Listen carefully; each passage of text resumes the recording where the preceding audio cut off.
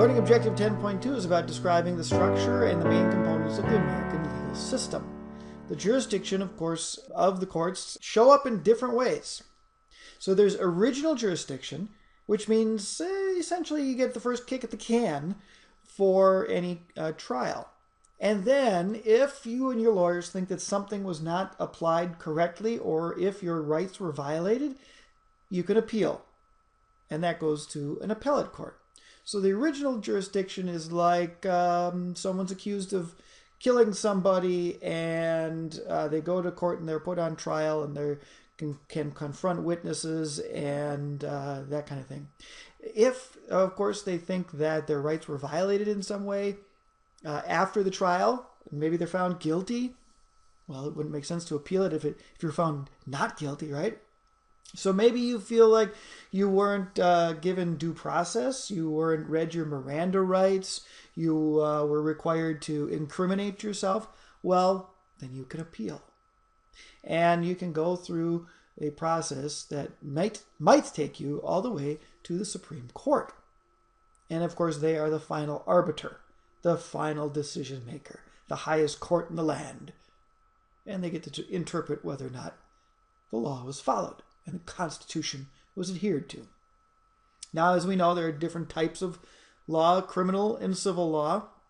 We know that criminal has to deal with violations of the law against the state or against the civilized society. And civil law is, of course, against individuals. And you take them to court, usually for monetary damages, which can also include punitive damages. In these different types of litigation, that is, lawsuits, we find that there are plaintiffs, the people who are complaining. There are defendants, the people who are defending themselves from the plaintiffs. There are, of course, judges and juries. Here's a question for you. In criminal trials, blank is or are the plaintiffs, while in civil trials, blank is or are the plaintiff. What do you think? Let's keep going. In Learning Objective 10.3, we have the organization of the federal court system. We have district courts, we have courts of appeals, and we have, of course, the Supreme Court of the United States. Now, what does a district court look like? Here's one example of the district courts, and we can see that they are laid out geographically with different boundaries. Here's another map of the district and appellate courts. And again, you can see that there are lines drawn here to determine where the different district and appellate courts are. So it's a geographical distinction. When we look at the district courts, we say that there are cases here where the federal government is a party to the case. That means that the national government is involved. We talk about cases involving constitutional questions, right? What is the proper interpretation of the Constitution here?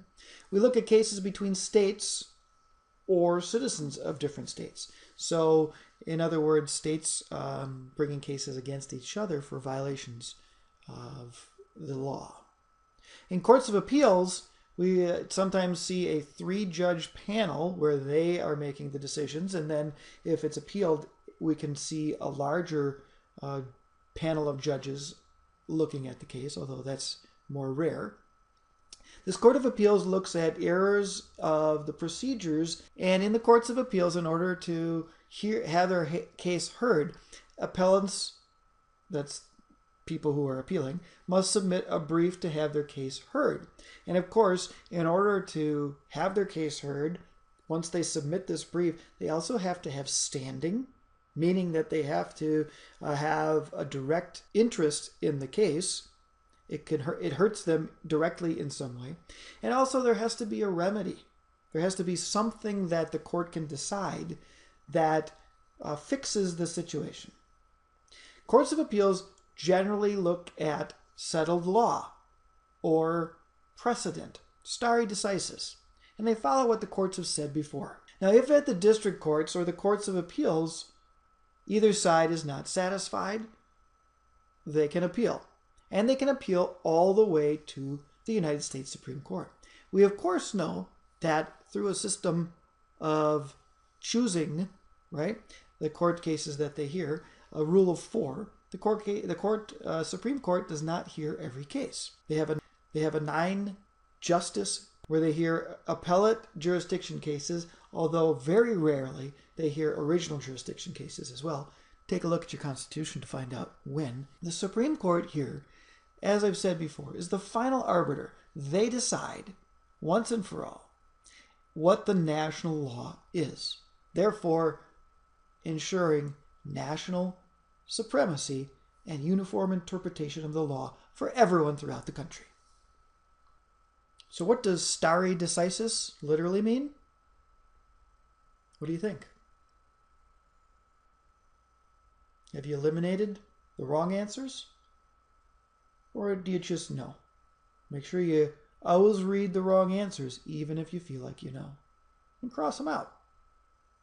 And then choose the right one. Gotta choose. 3, 2, 1. Here's your choice. Is that what you chose? Good. Keep up the good work.